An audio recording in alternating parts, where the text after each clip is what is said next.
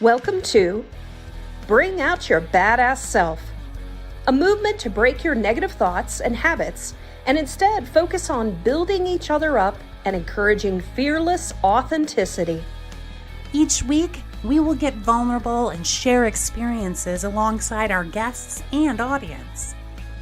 Come rediscover your inner badass self. Good morning. Good morning. Good morning. How's everyone doing this morning? Woo! Thank God it's Friday, right? Absolutely. Awesome. Well, as our audience is joining us, please be sure to say hello and let us know that you are here. And so I don't know about you guys, but I'm looking forward to this weekend. I'm actually getting my hair colored again. And I'm going to get 4 colors added into my peekaboo.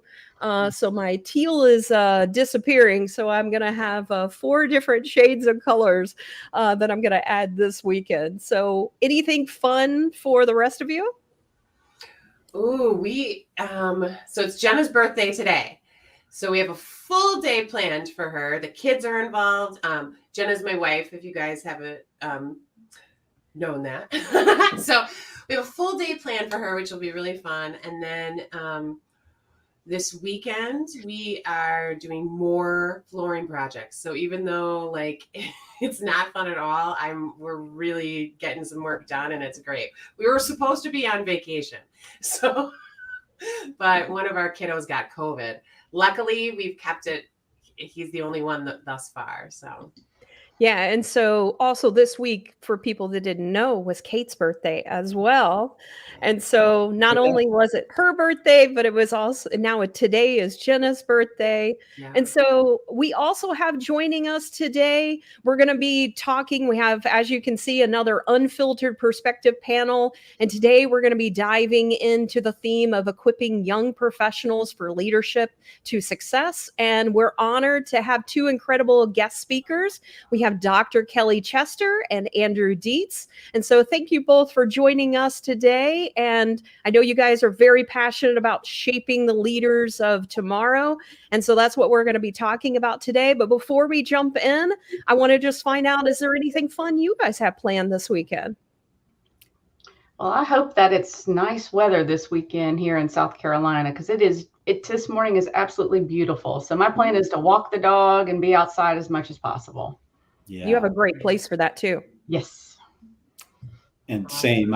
We've been traveling a lot. We just had a slew of weddings this summer, and we were in Princeton, New Jersey the week before last, and then this past weekend we were in California. And I'm so glad to be back in Atlanta, just chilling with family and friends this weekend. So nice.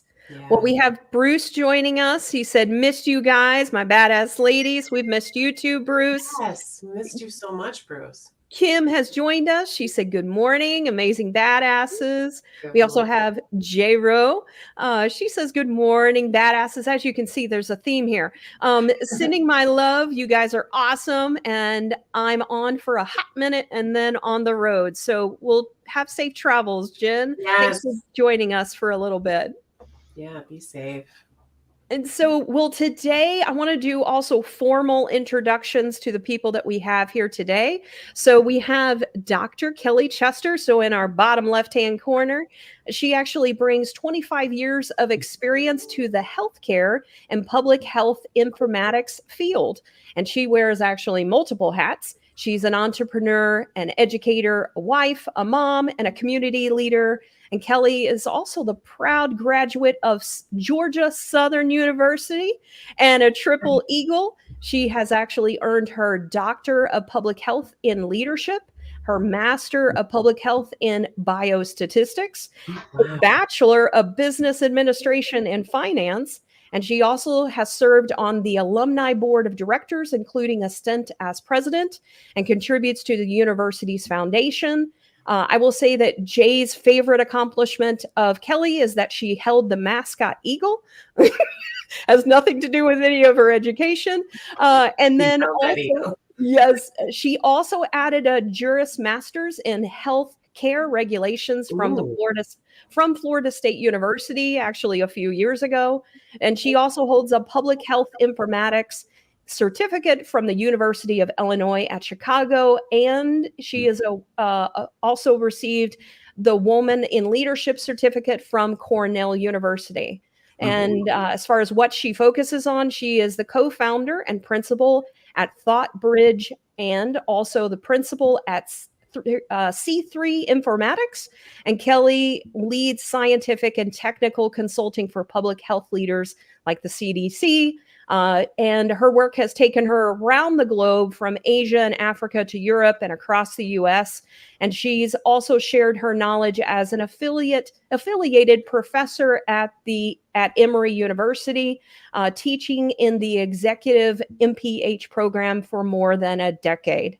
And so thank you for joining us, Kelley. And then I also have Andrew Dietz. He is a partner at creativeinfluence.io, and he helps B2B firms grow revenue and relationships by creating and executing sales-enabled content, PR, and business development campaigns. And he has more than 20 years of experience in marketing and business development, and is a certified content marketer by both Content Marketing Institute and Copy Blogger, and a recognized expert in B2B marketing and thought leadership.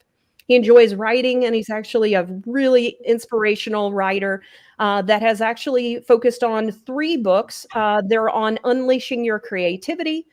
Those include Follow the Meander, which explores the indirect path to big ideas; The Opening Playbook, which shares his proven business development approach used by him and his clients; and lastly, his actually first book, The Last Folk Hero, which chronicles the lives of several outsider artists. And he works with programs that spark and celebrate creativity and social innovation, and has served on the board of several arts and media organizations. And his mission is to create breakthrough ideas and clients that spark aha moments in his clients and their customers, so they may see the satisfaction of revenue growth as a result. And so, as you can see, we have the analytical side of the house, and we have the creative side of the house represented today, as well as the masculine and the feminine aspects of today. And so I'm super excited about this conversation today, focused on leaders. And so what I want to do first is I want to pose a question to the audience to get you guys thinking as well. And so before I do that, I just want to recognize, good morning, Alyssa. Thank you so much for joining us. And as you guys are joining us, just let us know. And Kelley, you also have a shout out. Go Eagles. And so what I want to ask the audience today is, who is a leader that has inspired you the most? And what qualities do you believe make them a great leader? So we want to hear from our audience today, and then we'll be pulling those up. But in the meantime, I want to start with our panel. So I want to talk about inspirations for you as well. So what experiences or individuals inspired you to become a leader? And do you share those stories with young professionals that you meet with? So I'm happy to start. I mean, when we talk about inspirational leaders, I have inspirational leaders, fortunately, within my circle, but also, looking externally outside of my circle. And for me, Sheryl Sandberg, former COO of Facebook, I mean, I would love to meet her. I'd love to have her in my circle. But she, to me, is kind of who I model myself after. I mean, she has this amazing quote, and I love quotes. I'm like a quote junkie. But she said, careers are a jungle gym, not a ladder. And really love that. I mean, in just based on my introduction, you can tell that I'm definitely, on a jungle gym all the time, and definitely not, there's no straight path. And I love the thought of the meander. And I think that she is an amazing leader, and I love listening to her. I love hearing what she has to say. I mean, she focuses on learning as one of the most important qualities a leader can have, and never stopping that process of learning something new. So it's important to me. And then within my own inner circle, I have two wonderful men who have just been amazing mentors to me. But when I look at my experience and the people that inspire me or have mentored me over the course of my career, it's typically been men.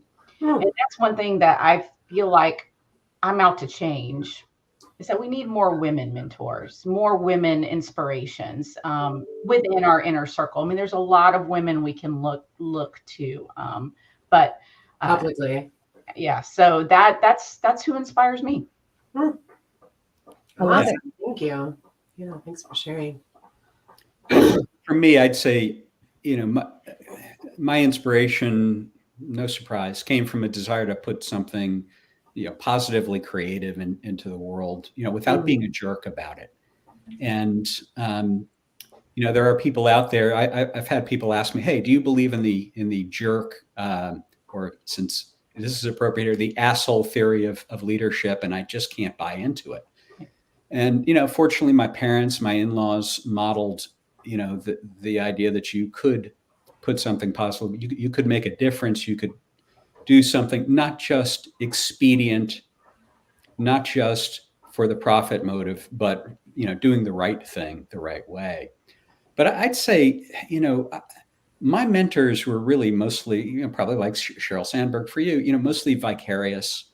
And rather than one, because, I've tried to find mentors and so on, and often I get disappointed because I set up this idealistic view of them.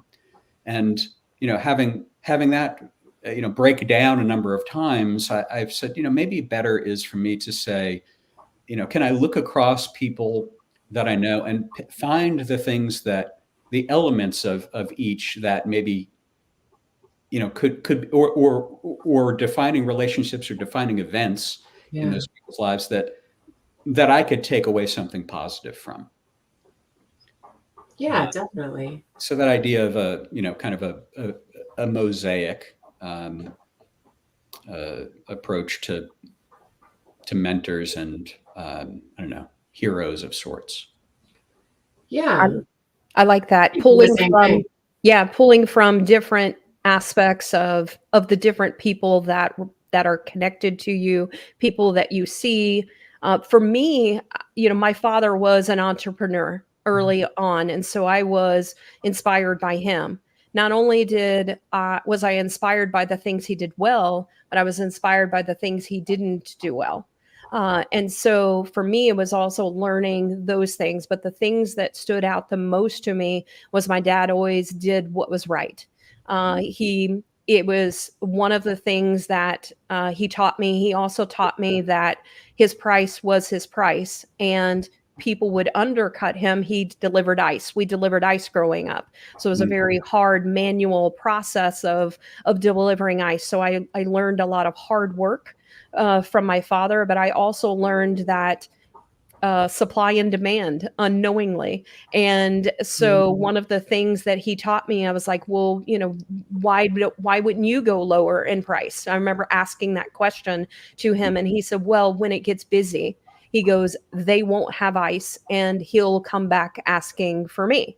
And so it was one of those lessons of, you don't have to be the lowest in price. You need to focus on the quality, and you need to focus on being available for people at the right time of when they need it. And so there was a lot that I learned from my father in that aspect.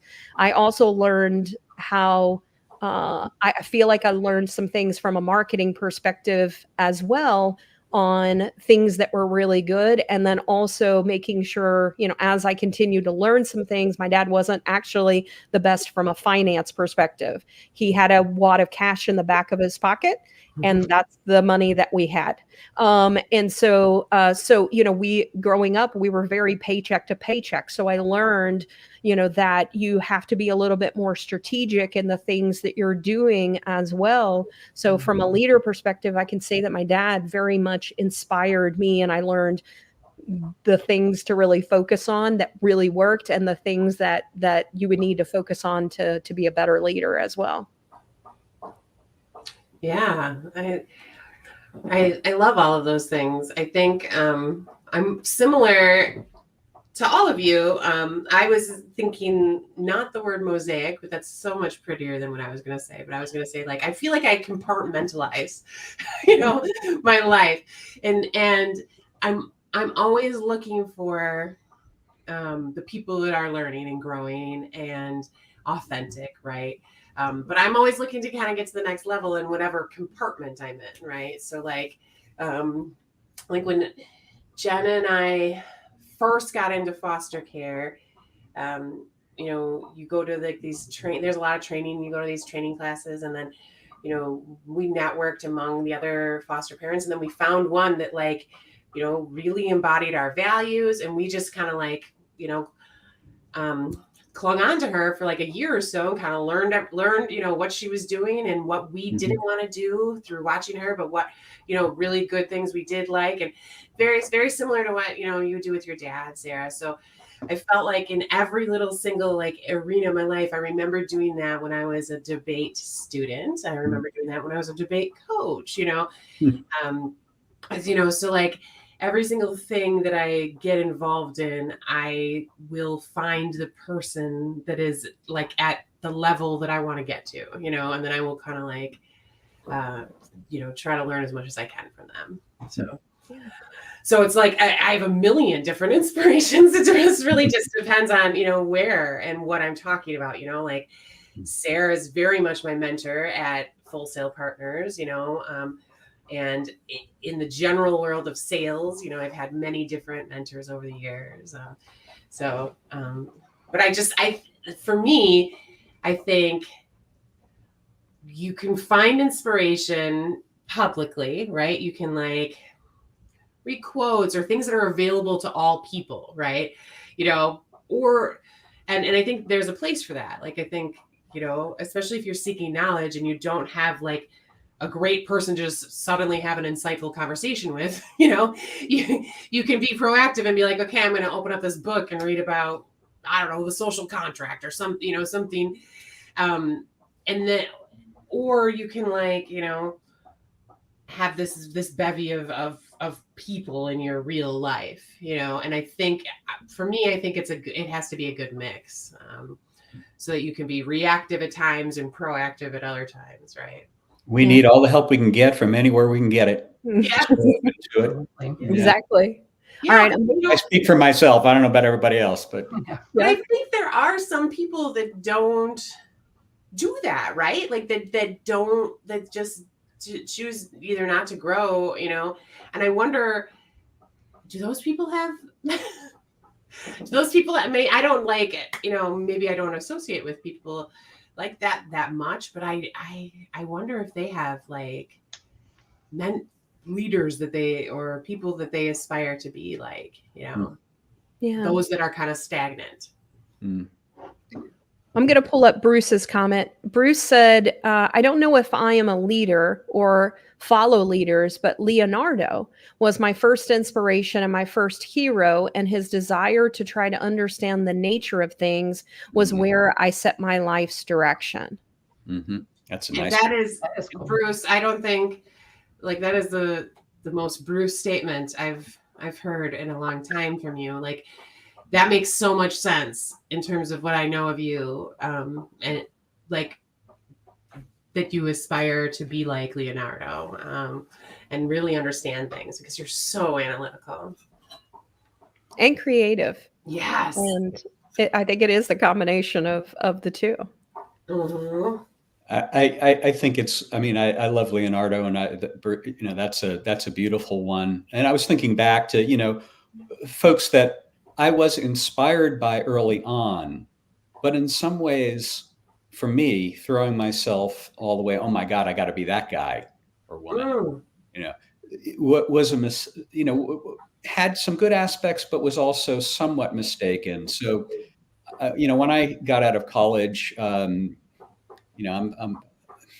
it was the 80s. And so the personal computers were on the rise. And I went to work for a company called Ziff Davis, which was a magazine publishing company that at that time really dominated the technology magazine space, and so I worked on Apple computer magazines in the early mid '80s and it was all about Steve Jobs. And for a young, creative, entrepreneurial, aspiring guy, wow, that's the thing. And in so many ways, brilliant person, and created a lot, but he also left more than a few bodies in his wake. Style, a way of living that was really difficult and really wasn't a fit for me. And by saying, I got to be like that guy, and that's how I have to be, it was denying who I really was in a lot of ways, not so much hopefully the creative part, but the other parts. And it led to a lot of, those kinds of idealizations of heroes can be harmful as well, because they they cause us sometimes to forget our own real self. Mm-hmm. Yeah.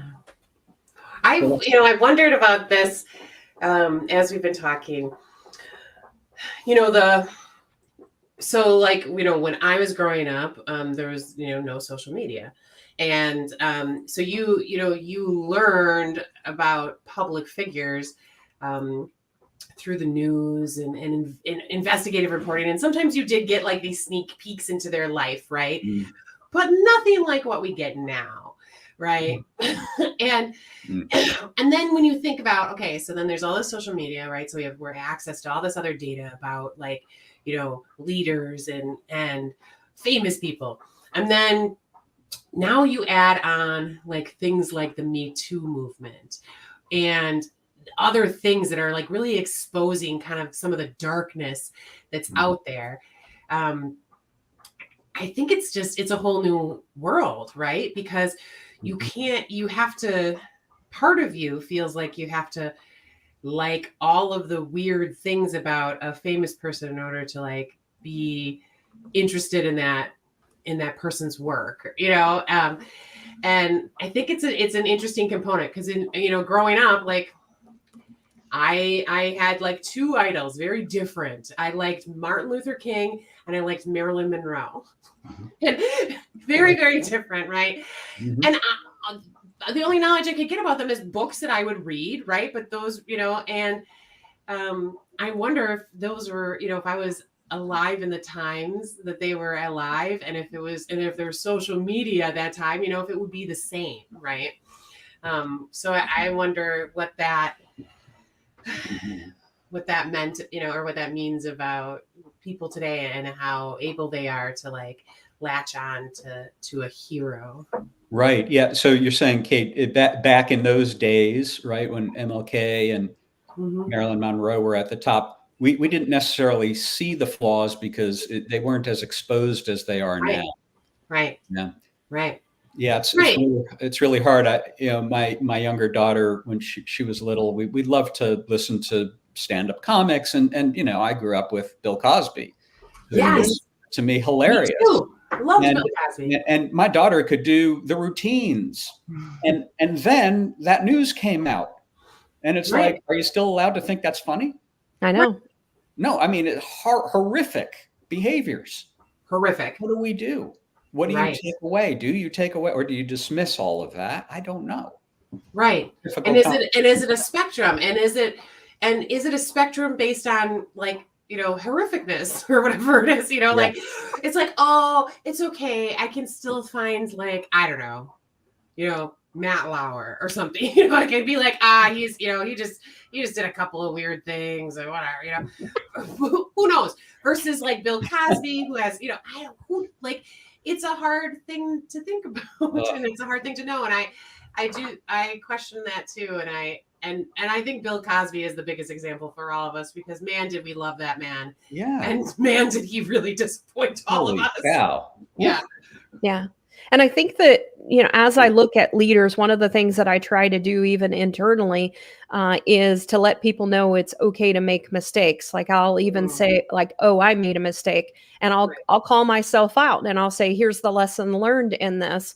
But in those types of situations, I think we strive or want to see is, one, people realizing like I fucked up majorly with Bill Cosby. Like we want to see him acknowledge like that was completely unacceptable. And I think once people, once people own the mistake and own the whatever the flaw, and I don't know, is it a flaw? It's just, for me, it's just a failure. It's a mistake. None of us are perfect, and so it's just understanding, are we learning from it? Did we grow from it? That's really what a lot of times whenever I look at leaders, that's what I look for in people, not people that continue to make the same mistake and the same bullshit stuff that you have to deal with. It's like, come on. Right. I tell you, one leadership quality I look for and love is a lack of hubris. You've got to be able to put that arrogance aside. Confidence, great. Arrogance and hubris, dangerous. Right. Well, let me ask this question, since we're talking about confidence and building confidence and mistakes. Let me ask you guys, what techniques do you recommend for helping young professionals to build their confidence, and particularly when facing challenges or setbacks? Kelley, do you want to take that one? Sure. I mean, I think talking about failures is really important. One of the things that I do, I have at Georgia Southern, I have a weekend kind of mentorship event for young women, and help teach them some of the skills and things that they might not be getting in college, to help them become leaders in their field. And one of the stories I always tell Sarah and Kate and is about the very first time I failed big time in business and got myself fired. And it was completely my fault. I got the perp walk of shame out of the building, with the box by security, walked out in front of all of my colleagues. It was probably one of those humiliating things, but it was probably one of the best things that ever happened to me too. And I always tell this story because, we need to kind of promote the idea to young professionals that setbacks are opportunities for learning. Mm-hmm. I had another job in 2 weeks.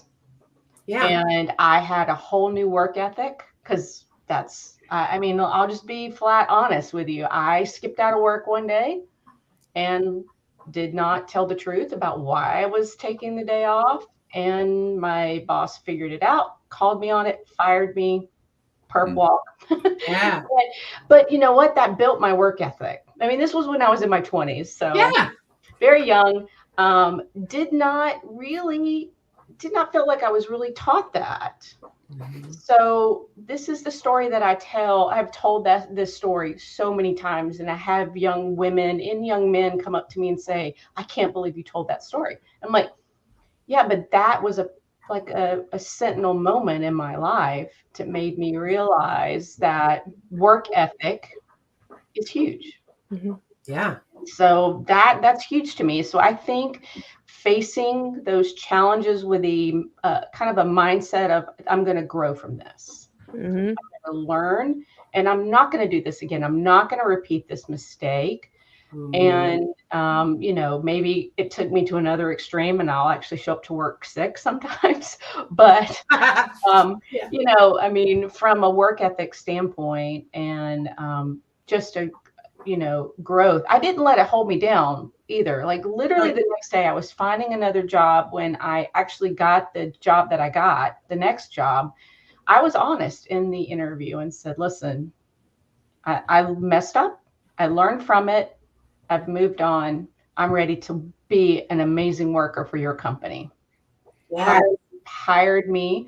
And I, like I said, was working within 2 weeks. So you can't let these challenges push you down or, scare you or make you think that you're not good enough. One of the other things I also say about building confidence is the whole idea of, all these voices in your head telling you you're not good enough, the whole imposter syndrome. to me, I always say embrace it and make it drive you. Like, you're going to prove that imposter syndrome voice in your head wrong.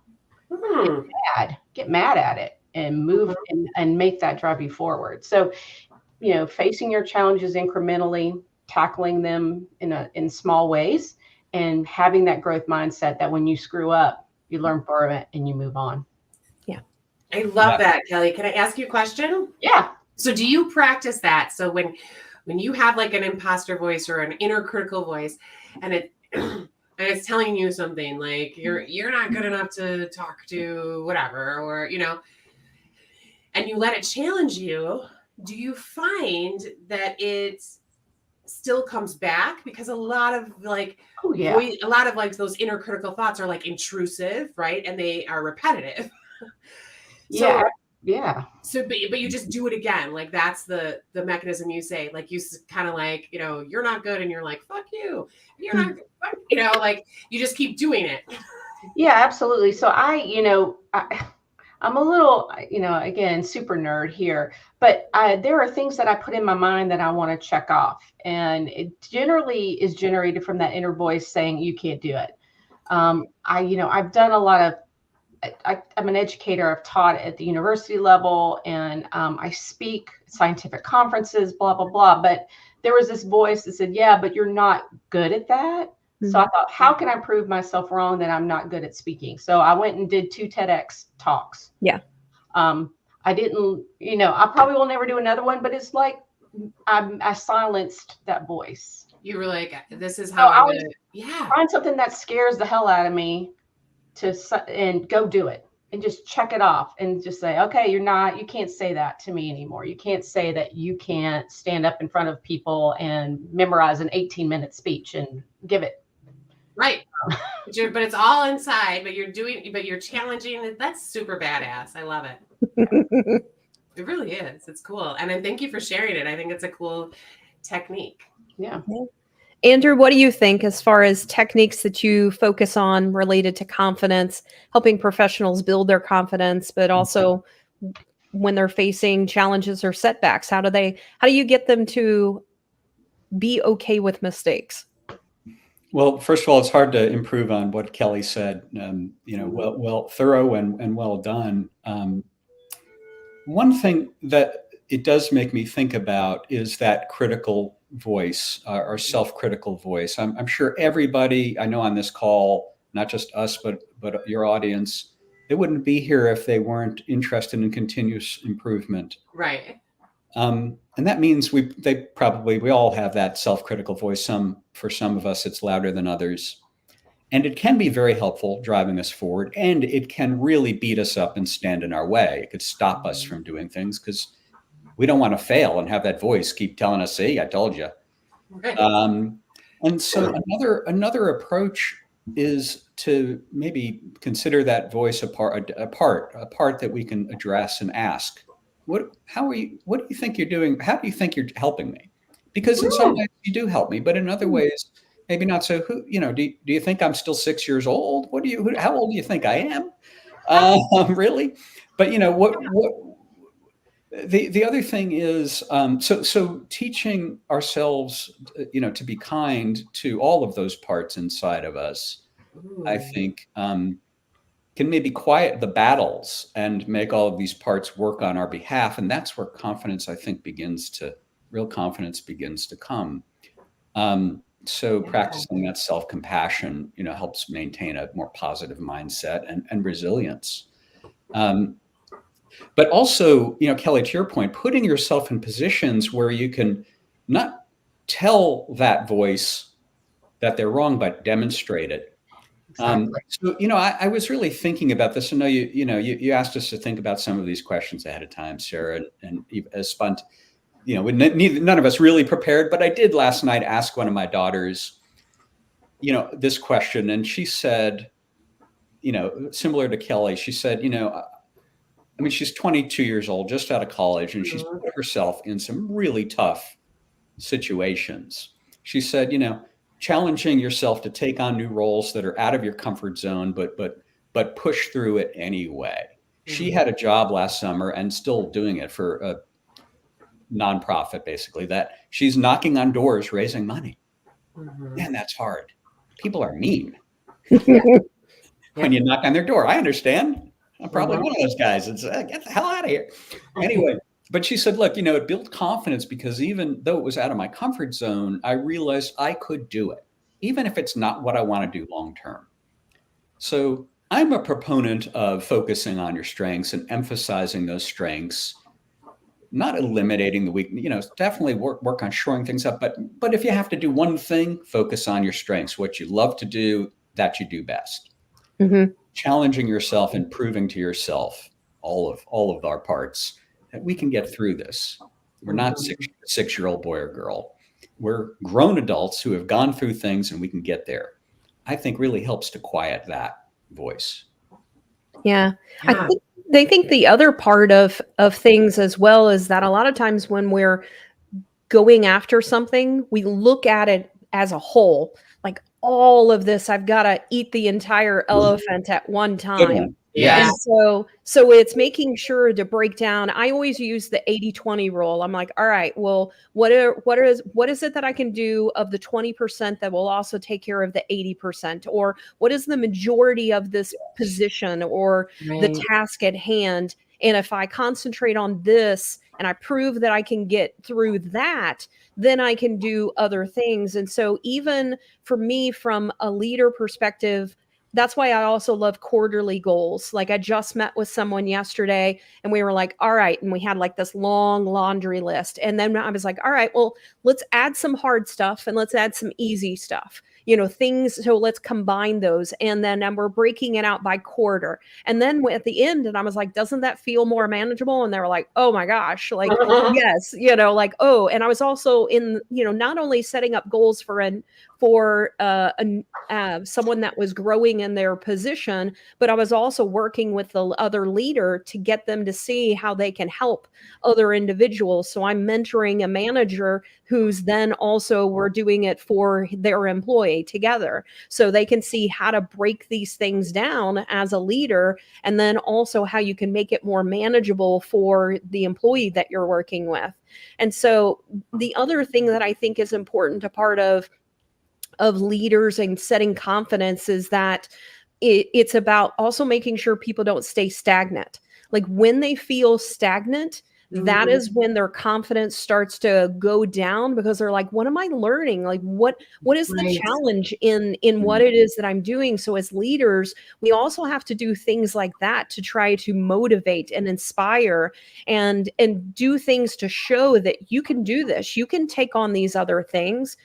So for me, I'm constantly looking at, even within the company, how do we break this down with people that have all this knowledge? What's the next level of people that have that knowledge? And then for me, it's like teaching them what I know. Now, what am I going to do to get them to be my backup? And you're doing the same thing for the people below you. What is it that you're doing to help them and to gain their confidence that they can continue to learn the things that you are doing? And I think that as you do those things, what I've seen internally is when you break those things down, people go, they think, oh my gosh, this is unmanageable. I can't do a demo. That's just overwhelming, for example. And I'm like, well, you already know how to do this. Like you already tell them, you already know how to do this aspect. So let's just focus a little bit more on that and how we can get better at that. And then let's add this next component. And then we add this next component. And so I think breaking things down for people is the most important thing as a leader, getting them to be able to tackle things in smaller increments. And that adds to their confidence that, oh, I can see this all the way up here. Now I see how it's manageable and how we can actually go after it. Sarah, that's awesome. First of all, you're my new leader role model. She's a great one. And but beyond that, let me ask, I love the idea of, and I think it's absolutely essential, we have to give ourselves tools, and we have to look, hopefully our leaders will help us get tools to prioritize our time, what's most important, how do we step forward, set small achievable goals. But, in marketing and sales especially, there are big goals. I don't care what you did. What's the final number? Exactly. Right. So how do you help your team celebrate progress along the path to that big goal? Yeah. So we actually, it was funny. We get these type of goals from Deltec, for example. They're like, we got this new product. What are you going to sell? And I'm like, okay, well, first we're going to break it down. We're going to do some market research first. Because that's where you get yourself in trouble when you're like, all right, let's start marketing. Let's start selling. And it's like, you haven't actually done your due diligence to understand whether you should actually go after something. It's not, what are we going to accomplish? It's should we accomplish? Right. Should we even go after things? Does it make sense? So I, worked with the team to break it down, and I let them know, like, okay, sure, you can give us that goal. May or may not get it. But here's our approach. Here's how we're going to tackle this first. Over the next 2 months, we're going to focus on market research. So I sat down with so I was like, all right, let's first find out who's going to be lead for all these areas. So, these two people, I'm going to work with you to teach you strategy. We already have people who can do the market research. So those are the individuals that are going to do that. We already have a team that does marketing, so as we get to that, then from a sales perspective, so it's the scripting, it's all of those things. Who's going to do the implementation? Do we have someone that's volunteering? Oh, we don't have someone for implementation. Well, why would we go after this? Or we do. Okay, well, who are going to be the primary people? Are we going to integrate this? Who's going to be the key people there? So it's first finding the team. Like, do you even have a team? Do you have a champion? And then if you don't have those things, why would you even go after things? So that, to me, the team is the first and foremost. Then it's breaking it down into those other areas. And you got to do step one, market research, before you start marketing and doing those things. So it's getting them to see the breaking down of approaching something brand new. Mm-hmm. Yep. So I don't know if that helped. Yeah, definitely. We've got some great comments too. So Yes. Carrie's comments and then Lori's comment.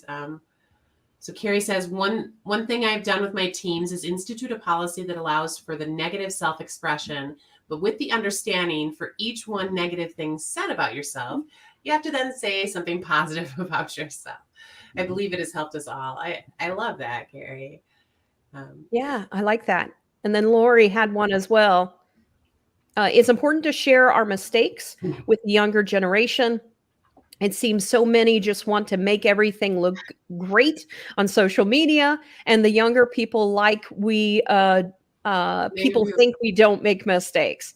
Yeah. So we have an individual within the company that is probably Z generation, probably. I'm trying to remember exactly where the breakdown is, but that was one of the things that we had to physically tell them. We were like, look, go out there. Don't be afraid to make mistakes. It's just a post. We can delete it. Like, here are some guidelines to not make, huge mistakes, but be creative, experience, And so what we want to understand in this is what resonates with people. So try some things, experiment. So right. I think experimenting is so important, but I think sometimes you have to say, it's okay if you make a mistake. Here's what would be the consequence? We delete the post. Yeah. So it's not that big of a deal.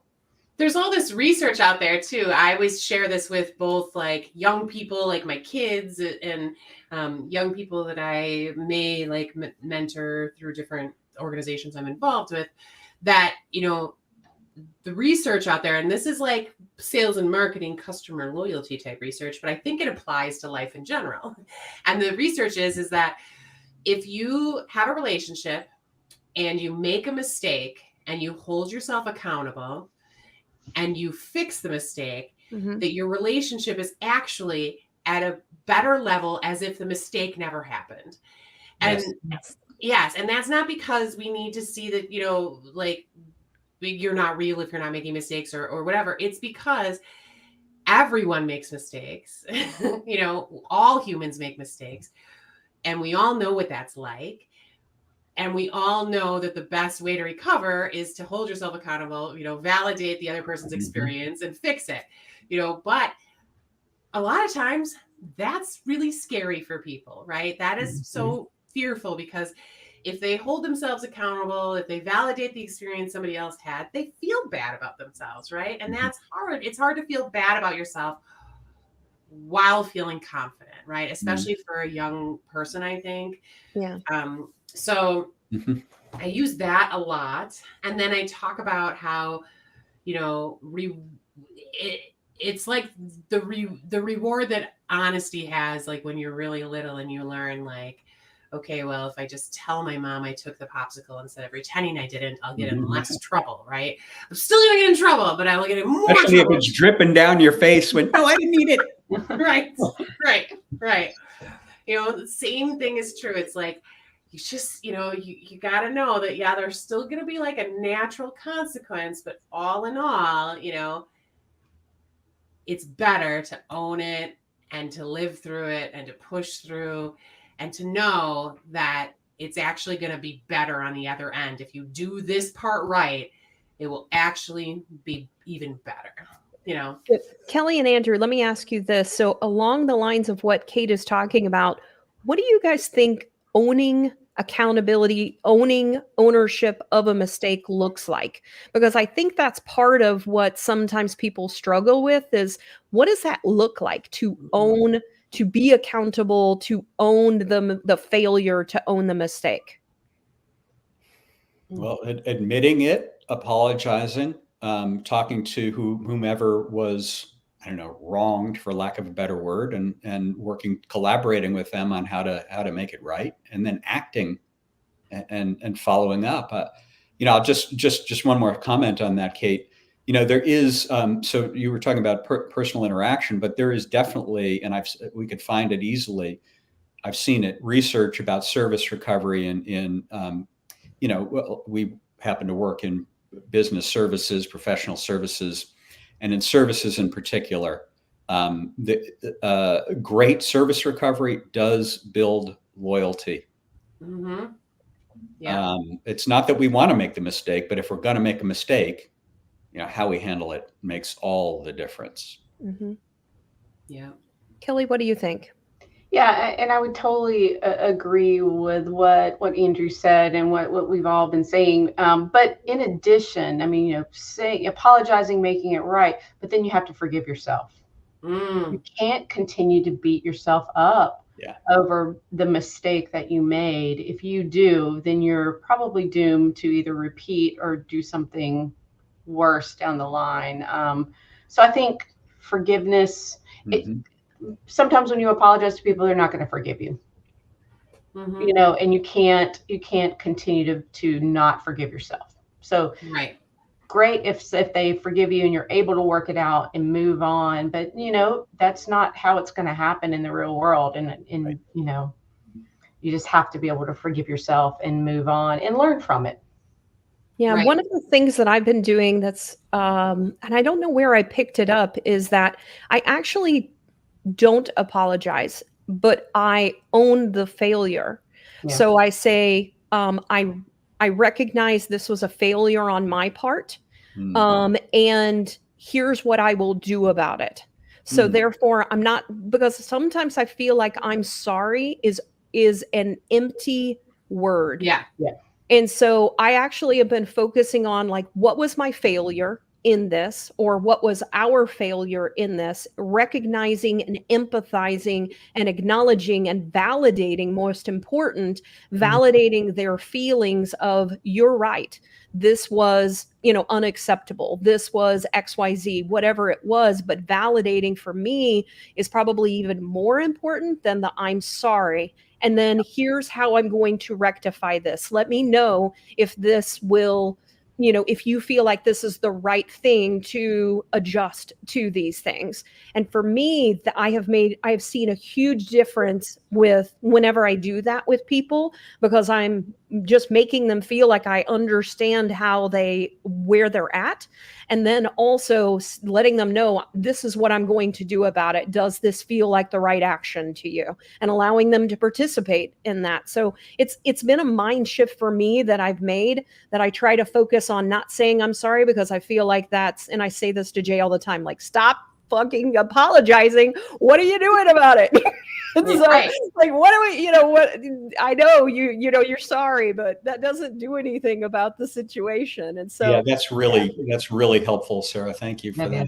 That is. Can I ask you guys, have you ever participated in fuck up nights? You know what no, those but are? No. that sounds Sounds amazing. great though. Yeah, that's actually an organization that was, or both a program that was formed to sort of destigmatize failure and encourage a culture of openness and learning from mistakes. Ooh. There is one in Atlanta, I don't know, in South Carolina or elsewhere.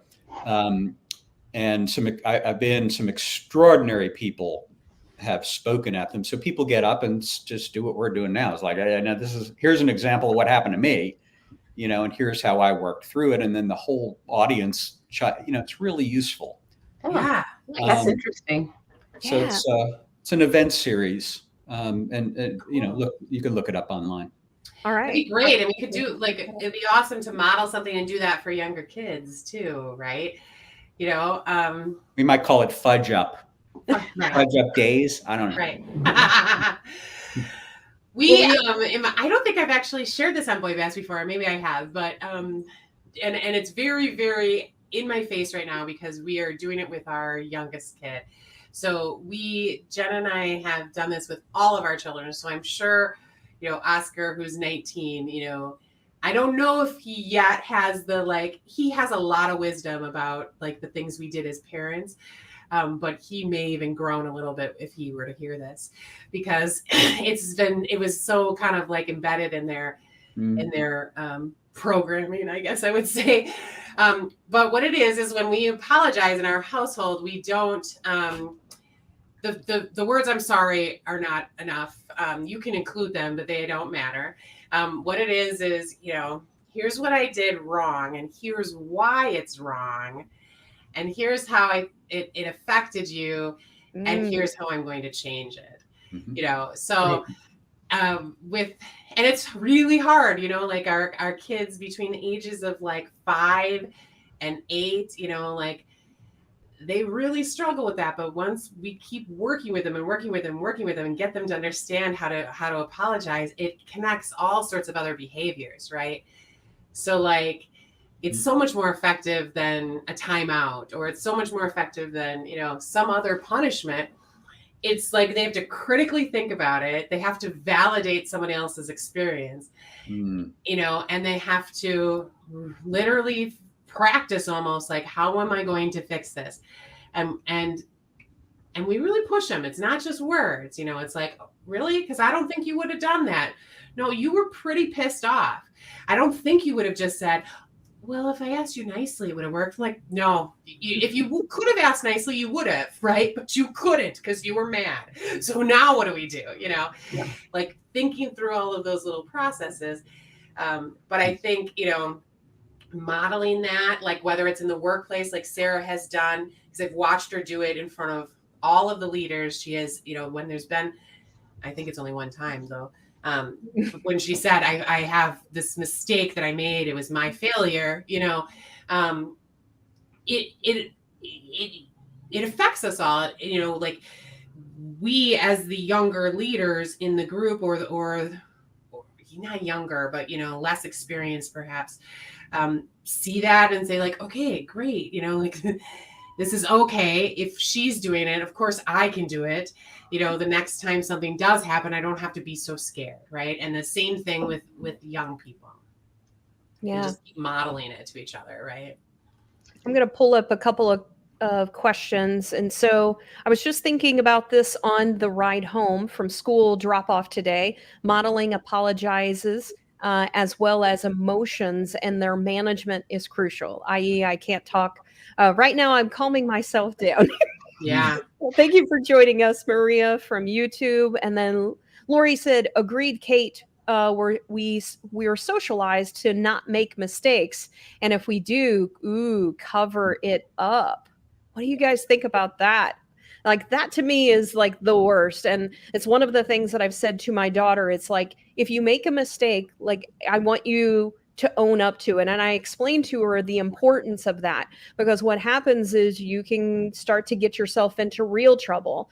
And I said, you won't ever get into trouble if you come to me and you're open and honest in what it is that you did.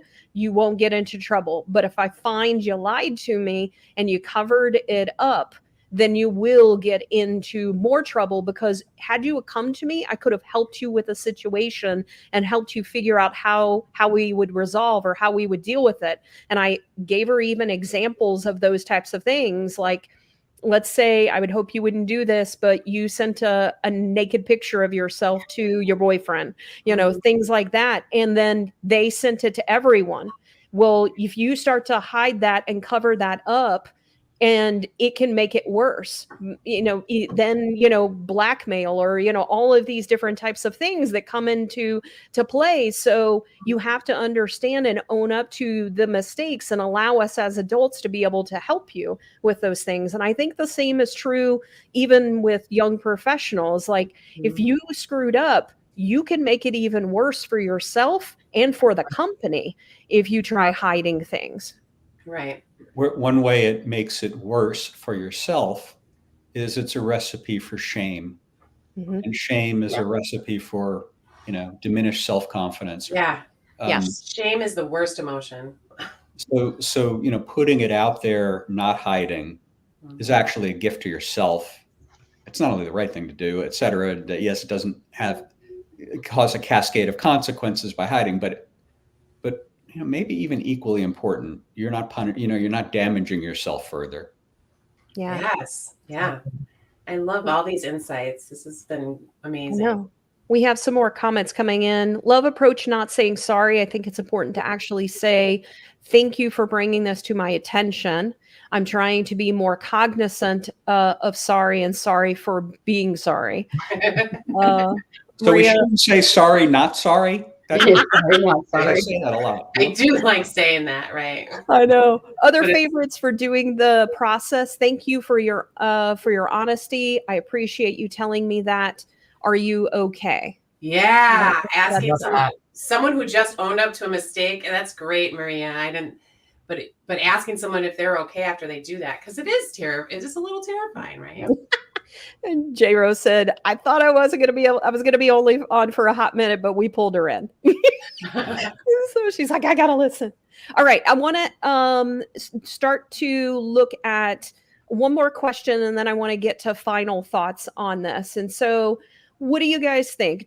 Should we focus on networking or innovation or vision and purpose? Where would you guys like to go? What do you think's most important? I think maybe for me, in the context of what we've talked about so far, I do think vision and purpose is really important, because how we deal with all of these things connects back to our guiding values. Values, story we tell ourselves, whatever you want to, framework for life, et cetera. Yeah. So when we're thinking about aspiring leaders, how do we identify and articulate their personal vision and purpose, and why is that important for their leadership journey? And I think it's really hard for them, right? Because they're inundated with so much content. Yeah. And that shapes what we think, and what we think is what we are. So in your programs or the times you've been mentoring, have you had success doing this with folks, and why is it so important? Yeah, so I actually teach a little bit about finding your purpose and help young professional or even women in college still start to think about what's my roadmap. Because the way I sort of think about finding purpose, because to me, purpose is the ultimate. That's where you eventually want to get, at least for me. That's where I wanted to be, was living in my purpose. But what I tell younger professional women and men as well is that there are kind of 3 stages, in my opinion. Doing what you're good at. You're trained in college to do something that you're going to be good at, I hope, so that you can get a job. And then through doing what you're good at, you find what you're passionate about. And then from passion, you can then translate that to what is my purpose. So I feel like that's the journey I've been on in my life. I started at something I was good at, computers, technology. I'm really good at that. Found out that I was passionate about public health, got involved in that, but really discovered my purpose when I was able to start teaching young women how to become leaders. So I always say to you, some people find their purpose young at a very young age. I'm very jealous when people do that, but sometimes it takes a while. So the first thing I always say is you got to know yourself.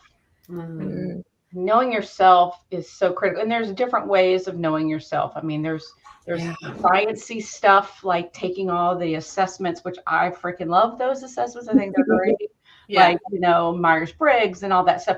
That's sort of a pathway to start to know yourself. So knowing yourself so that you can stay focused on what matters to you, and then living your values through the work that you do. And it's not, when I say the work that you do, I don't mean just your job, your outside pursuits too. What are the things that you volunteer for? What are the things that you do with your family? Because sometimes your purpose you find is totally different than what your work is. You can be passionate about something and work in that field, but that may not be your true purpose. So I also ascribe to the whole Japanese philosophy of ikigai. So if you don't know what that is, it sounds really funny, but it's IKIGAI. Look it up on Google. It's worth it. But I teach young professionals how to take that idea of the whole Japanese ikigai, finding your purpose, and then marrying that with something that's a little bit more practical. Doing what do you love? What are you good at? What does the world need? And what can you get paid for? Because let's face it, we got to get paid. And then so that kind of helps set you up on a roadmap, and then taking those steps down your roadmap to actually getting to your purpose. So that's why, and I think it's important. I mean, I think it's super important because once you know yourself, you know what you're good at, you know what you're passionate about, and you're on this path to finding your purpose, you're a much happier person. You're a much more stable person. You're good for yourself. You're good for your family. You're good for your friends. You're good for your society, your community. So that's why I love the idea of vision and purpose. And it's something that I teach a lot about as well. Yeah. That's very foundational. And I love the tactics that I have not heard of that ikigai, but it's awesome. You got to go check it out, Kate. I'm so excited now. Andrew, what are your thoughts? Well, again, Kelley, amen. And when we go back to that question about leadership, I think the best leaders are first self-led. Agreed. And by self, I don't mean ego-led. I mean that core, calm, confident, creative, compassionate, inner, true self that is free from those voices that are not necessarily ours. They're the voices of our culture, our society, our peers, the bullies, our parents. Can we strip that away and find that true self? That's difficult to do. Getting quiet helps. There are a lot of ways we can get there, but then let me use a business analogy. If we really want, because this is what we do in marketing. First, we ask, what do we want to be famous for as an organization? What do we want to be about? That's purpose, but even more, right? So, and in business, we break that down, with I do anyway, 4 parameters. One is people. For whom do we want to bring value? Specifically, not everybody and anybody, but there's certain people that we might want to emphasize, certain types of people, situations, challenges they face. That's number one, getting specific enough about that. What we do, of course, and there I would say most important, and this I got from a really brilliant career coach named Bob McDonald, who wrote a book called Don't Waste Your Talent. should look it up. I don't think, because it was written a while ago, it's in Kindle, but you could still get a copy. I would recommend it. Don't waste your talent. And he would say, look, we've got to do not just what we're good at, but what we enjoy, where those two things intersect. That's where we'll bring the most value. So, but what we do, the problem we solve is one thing, but how we do it, right? For a company, it's not just that you deliver the ice, but the way you delivered it with integrity and consistency and et cetera, that allows you to earn a premium, by the way, but that's separate. So what you do and how you do it. So I have these as the 4 C's, clients or customers. Well, the same thing is true for us as contributors to society. Who do we want to serve first? How do we want to do it? Who are we comparing ourselves to? Who are others going to compare us to? And so that's competitors and consequences. That's about purpose. What difference do we want to make? And if it matters in business, but it's equally important when we're trying to grow ourselves in our careers. And if we get clear on that, that leads to an internal state. Yeah, it can lead to messaging and marketing, but first it leads to a prioritization tool in a company. Do we do this or not? Well, does it match our positioning, which is the buzzword for this stuff, right? These are first internal decisions, not public statements. And it helps you figure out how you spend your time and resources, or personally, what you pursue and who you partner with to pursue it. Yeah. Right. I was on a rant there. Sorry. I'll calm myself down again. No, we loved it. I don't know who a LinkedIn user is, but they said chills. And so I just love the combination of both of you. It's me too. The process, the strategic aspect of approaching things. And then it's the creative, but also process, aspects of things. Just the combination of what you guys said with that answer was great. It's like, okay, I was like, oh, this is like a book, like both of you. In all of the different things that you guys were saying. And I think, Andrew, the thing that also stood out to me, and you didn't say this word, but it was sort of implied, was as leaders, a part of what we do also should be very servant oriented as well. Because when we really focus on our purpose, if we're not serving others, if there isn't a purpose beyond us in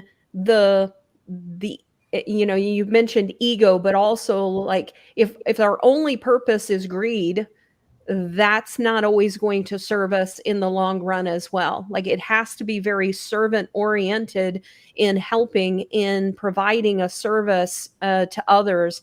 And for me, vision and purpose, as you start to do them, it's also important through the journey that we're looking at also, how do we connect?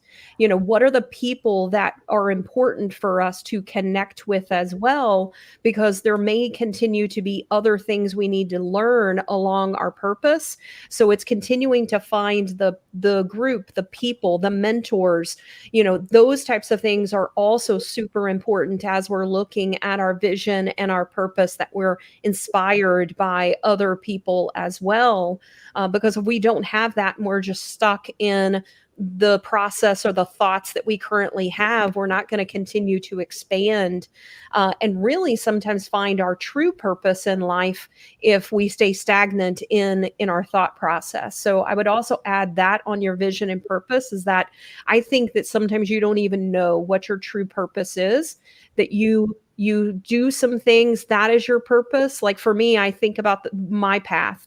Like, at first it was CRM implementations. Then it continued, that was sort of my brand. And then as I've continued, my brand has changed as a person. And so then your vision and your purpose continues to evolve as well. So I think that through life, we sometimes have a vision and purpose, and sometimes we don't know that bigger vision and purpose until we continue down the path. So be okay with the moment in what your vision and purpose is, but continue to look at how you can strive to do more. Kelley had mentioned meandering earlier, and I'd written a book about that. And I want to just be clear. I mean, it's hard to find anybody in this world that has had a directly linear path. Right. So let's recognize the value of, don't beat yourself up for that meandering. There is huge value. There's richness in it. Right. I love the meander. It's the best part of life to me. I like it. All right. I want to do sort of final thoughts. So wrapping up, if you were to give advice to leaders that are coming up in the ranks, or people that want to be, and keep in mind when I say leaders, I'm thinking about people that are growing in their career, because I think that you can be a leader no matter what position, whatever title you have. But, you know, how do you grow as an individual? What is the advice that you might have for people that are just starting out in their career, and the things that you also think that they should keep in mind as they go down their path? Andrew, you want to start? Yes, because following Kelley is like, you know, following Beyonce or something. I don't know how. Oh, I love you, Andrew. Thank you. So I'll go for it. You know, there's an alliterative or whatever the word is that I've used for myself, and I tell, you know, young professionals, you know, focus on network, name, and knowledge. Name, number one. How are you delivering and building your reputation? Of course, it's helpful to also, you know, if you can work with others who help, you know, you can draft their credibility, but you have to build your own. You know, number one, are you, you know, building that name, your reputation, you know, through great work and ethical, you know, good behavior. Knowledge, you know, are you learning? Are you continuously learning? Are you you know, hopefully you're in an organization, you know, where you have the opportunity to learn, and you are, but tapping into your own natural curiosity and pursuing it. And then network is so important. That was one of the most important lessons for me, and it's been so important throughout my life. I feel good that I believe I've passed it on to my daughters, and they are, you know, using that effectively now. But that is about, you know, who you want to be partnered with to grow, learn from. You know, when you can, you know, people say, oh, it's just business, it's not personal. Well, I can't really live that way. Right. You know, it is personal. And, you know, when I do business with my friends, I'm much happier. You know, people I really like, I really respect, I really want to help, they want to help me. You know, it's just a naturally beneficial cycle that occurs. So network, name, and knowledge. Well, Andrew, that was just a mic drop moment. So yeah. So take that. Well, so maybe a little bit of advice that has served me well over the years is to step out of your comfort zone and set those stretch goals. Now, Sarah, I totally agree with what you were talking about earlier about setting the tiny goals and celebrating those little moments. And I think that's super, super important. And it's also important to set those stretch goals. I love the name, knowledge, and network. I mean, I think those are critical, especially the knowledge aspect of life. But I think setting a stretch goal and setting those tiny goals to get there is what is just a advice that has served me well through the years as well. I like that a lot, Kelley, you know, because it's easy to shrink ourselves when we see the seemingly perfect people on Instagram and elsewhere. Yeah. But we are allowed to dream big. Yep. Agree. We are allowed to be big. We are allowed to be as big as we are. Absolutely. And maybe even bigger. I may be smaller than life. Some people are larger, but you know, you gotta step that aside and, you know, that self-perception and grow into it. Yeah. Allow yourself to absolutely expand. I love it. Kate, what are your final thoughts? Well, you can't really beat. So I think if we build on what Andrew has said from like a strategic standpoint, and Kelley, some of the tactical and strategic, like how you get yourself to grow. I think if I could just like think of one word, it would be honesty, right? So if you're honest with yourself, that's the most important part. Because you need that self-awareness and you need to love yourself, and you can't do that if you're not like really honest with yourself. Face fears, understand fears, all like, and all the other great emotions too. But you have to do all of the things that we've talked about doing well. You have to be honest with yourself. And then it's important to be honest with other people as well, out as much as you possibly can, because it serves you well. You're not hiding anything. You get a chance, when there are mistakes, you get a chance to fix it. But you're also, when you're honest, you're more authentic, and you're in your lane, right? You're in your zone. You're where you should be. And that's where you're going to have the impact. And that's where you're going to feel the most joy, and where you're going to help the most people, and therefore help yourself. So I think, do what Andrew and Kelley said, and then do it honestly. I like it. I like it too. All right. I'm going to add one more thing. So for me, I call it the ABCD. So awareness. So for me, you have to be aware of your strengths and the things that you may need to improve upon, or the people that you need to be able to connect with, which is the C, connection of the people that you need to connect with to bridge the gap of the things that you may not be as good at. Everyone has their own things, so celebrate the things that you're good at. The B is your brand. What is your current brand? I call it almost a meme, like you see all of these memes out there, and the things that that you see out there about different topics, but what is your meme? Like, what are the things that when people look at that and they go, that's Andrew, that's, Kelley, that's Cate, so what is it that you stand out for, that when people see that, they think of you? And then I talked about the connection, but even more on the connection is really understanding that if you don't build a network, no matter where you're at in your life, then you can't continue to grow as an individual, and you also stifle your possibility of going somewhere else. So for me, in the company, I always tell people we love, individuals that are smart and want to achieve. We also know that we may not be your forever home. And so, but I'm going to take advantage of all the amazing things that I know about you, and, within our organization. And I'm going to continue to help you develop as an individual. So I don't worry about you connecting with people on LinkedIn, because that's bringing value to our company. And then the last thing is desire, understanding your passion, your real desire in life, and what it is that gets you excited, that makes you want to jump up in the morning and say, I love what I'm doing. If you don't have that type of desire, then go seek something else, whether it's external or, somewhere else. Maybe you're doing something for the time being to learn what it is you're doing, but find something that you're passionate, that you have a desire for. So for me, it's awareness, brand, connection, and desire in life. Nice. And you model that, Sarah, and thank you for that.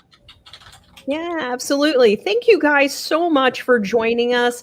I enjoyed just the different things that you guys were saying. I felt like you guys very much complimented each other. It was just a joy to listen to both of you today. So I just wanted to very much thank you for joining us.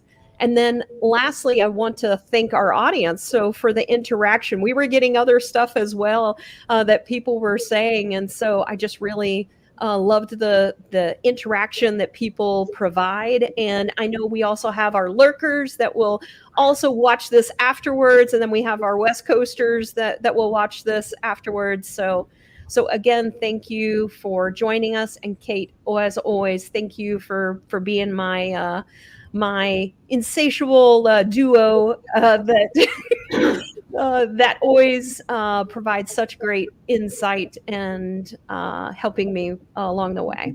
Oh, of course. Thank you. Thank you both. I loved this. I think when you get like two really smart people together, you can see how it works because you're right. You know, like Kelley says something and then, you know, Andrew's like, oh, that's good. But then he like looks for something like, what can I build upon that? Or what can I, what are we missing? You know? And then like, oh, it was a dynamic duo. I loved it. I loved it. So thank you both again. Thank you. Thank you for the privilege of joining you and joining everybody who's on the call in the audience too. Yep. I enjoyed it. Thank you so much. All right, everyone, have a great Friday and have an amazing weekend, and come into Monday having a badass Monday. And so thank you guys for helping to inspire our conversation, and go out there and inspire the youth that you are surrounded with. So thank you. And we will be doing an audio event, I think, next week for the first time. Yeah. So we're not going to be coming on live, just so you guys know. And we're also going to be changing the time. So I'm going to be sending out a lot of different notices, but we want to have conversations with our audience. So we're going to be changing things up. So be on the lookout as we give you more information on that. All right. Have a great day. Thank you.